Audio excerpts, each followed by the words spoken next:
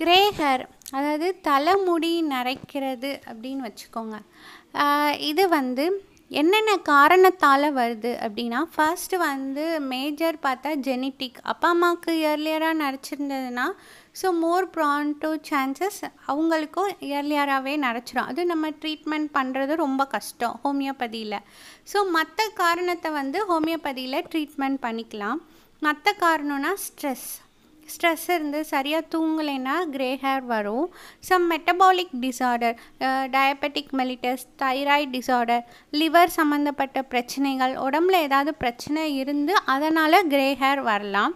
இன்னொரு major cos வந்து nutritional deficiency, அயனோ இல்லை செலீனியமோ, எனி மைக்ரோ நியூட்ரிஷன், காப்பர், இந்த மாதிரி ஏதோ ஒரு நியூட்ரிஷன் டெஃபிஷியன்சினாலையுமே வந்துட்டு கிரே ஹேர் வரலாம்.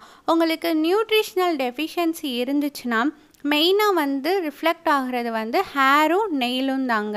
ஸோ அதை வச்சு தெரிஞ்சுக்கலாம். நியூட்ரிஷ்னல் டெஃபிஷியன்சி இருந்தால் மெடிசனோட ஃபுட் சப்ளிமெண்ட்ஸ் தான் வந்து ஃபுட்டு கரெக்டாக ப்ராப்பராக பேலன்ஸ் டயட் எடுக்கிறதுல தான் சரி பண்ண முடியும். சர்டன் கெமிக்கல் ஷாம்புவை ப்ரொலாங்டாக ஒரு பீரியடுக்கு மேலே ஒரு 8 years 5 years யூஸ் பண்ணுறாங்கன்னா அதனாலையும் வந்து இந்த கிரே ஹேர் வரும். சம் என்விரான்மெண்டல் அண்டு கெமிக்கல் பொல்யூஷன்ஸ்னாலையுமே வந்துட்டு கிரே ஹேர் வரும்.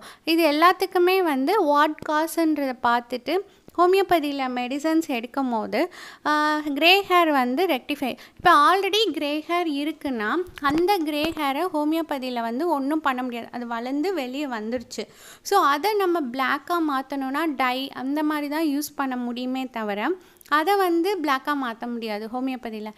இனிமேல் வர நியூ ஹேர் க்ரோத்தை வந்துட்டு நம்ம ஃபுல்லாக வந்து பிளாக் ஹேராக மாற்றலாமே தவிர ஆல்ரெடி இருக்க கிரே ஹேர்.